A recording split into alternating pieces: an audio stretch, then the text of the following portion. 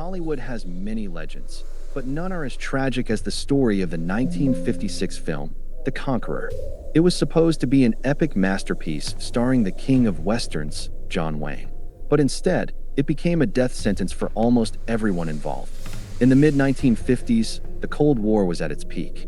America was testing its most powerful nuclear weapons in the Nevada desert.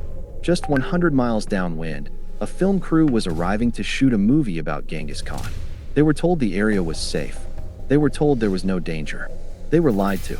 This is the true story of how Hollywood's biggest star was slowly killed by an invisible enemy, and how 91 members of a single film crew developed cancer in one of the greatest environmental disasters in American history.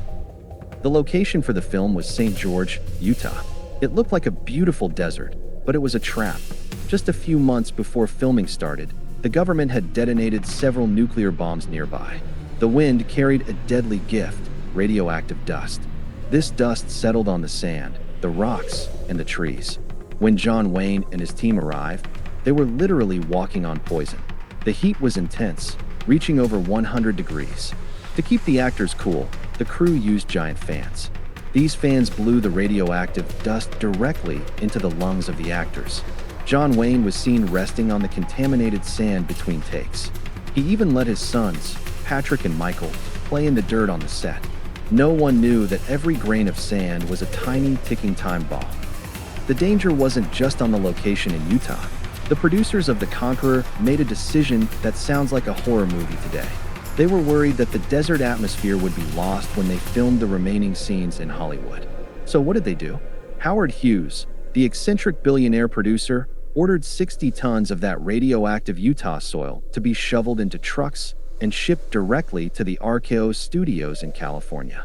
They dumped this toxic sand onto the sound stages to make it look authentic. For weeks, the actors and the crew worked in a closed, indoor environment, breathing in concentrated nuclear dust. There was no wind to blow it away. It stayed in their clothes, their hair, and their skin. John Wayne, who smoked several packs of cigarettes a day, was already putting his lungs at risk, but now he was inhaling plutonium-laced dust with every breath. Scientists later analyzed the area and realized the levels of radiation were off the charts. It was as if they were filming inside a nuclear reactor.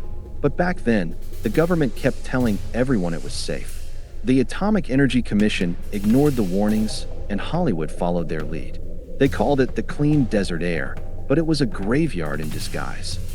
By the early 1960s, the curse of the Conqueror began to show its face. People started getting sick, one by one.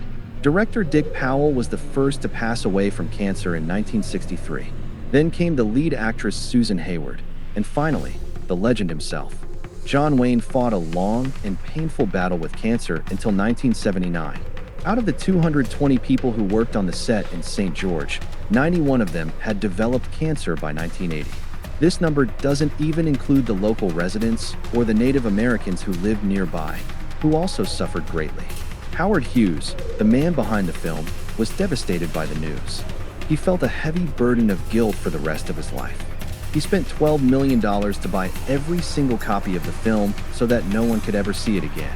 He locked himself in a dark room, watching The Conqueror over and over again, staring at the ghosts of his friends on the screen. It was his private nightmare. Today, The Conqueror is remembered as the film that killed John Wayne. It stands as a dark reminder of a time when human life was sacrificed for the sake of a movie, and the invisible scars of nuclear testing changed the history of Hollywood forever. To understand the tragedy, we must look at what was happening just miles away from the film set. Between 1951 and 1958, the United States government detonated over 100 atomic bombs in the Nevada desert. These weren't small tests. They were massive explosions that shook the earth. One specific test, codenamed Harry, often called Dirty Harry, was detonated only a year before filming started. This single bomb sent a massive cloud of radioactive fallout directly toward the town of St. George. The government knew the radiation levels were high. They had internal reports showing that the soil was dangerous. But instead of warning the public, they chose to hide the truth. They told the people of Utah that they were in no danger. When the Hollywood producers asked if it was safe to bring hundreds of people to the area, the officials simply nodded. They allowed John Wayne, one of the nation's greatest treasures, to lead his team into a radioactive wasteland. The actors were breathing in strontium-90 and cesium-137, particles that stay in the human body for decades, slowly destroying cells from the inside out. The conditions on the set were brutal. The heat was over 40 degrees Celsius every single day.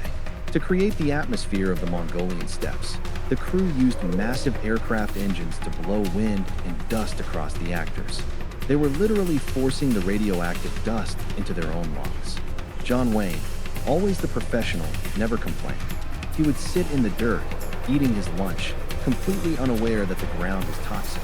But the story gets even stranger. When the production moved back to Hollywood, Howard Hughes became obsessed with the look of the film. He didn't like the fake sand in the California studios. He paid a massive amount of money to transport 60 tons of the Utah dirt to Hollywood. This meant the cast and crew were exposed to the radiation twice, first in the desert, and then for months inside a closed studio. This second exposure was even more dangerous because the dust was trapped in a confined space. It was a silent killer, and Howard Hughes was unknowingly paying for its delivery. The numbers are haunting. By 1980, a study by People magazine found that of the 220 crew members, 91 had developed some form of cancer. 46 of them had already died. These were directors, actors, and technicians. John Wayne's family believes his various cancers were a direct result of that set. His co-star Susan Hayward died of brain cancer. The director, Dick Powell, died of lymphoma. Even the local people of St. George, who watched the filming with excitement, saw a massive spike in leukemia and other rare cancers in the following years. They became known as the Downwinders. This wasn't just a movie failure. It was a national tragedy that was covered up for years. The film, The Conqueror, cost $6 million to make, but the true cost was measured in human lives. The legacy of The Conqueror is a dark stain on Hollywood history.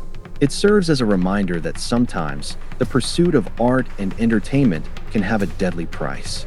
We lost icons like John Wayne because of a lack of safety and government transparency. Thank you for watching this deep dive into one of cinema's most dangerous productions. If you found this story interesting, please hit the like button and subscribe for more untold stories from the golden age of Hollywood. Leave a comment below. Do you think the government should have stopped the production? Until next time, stay curious.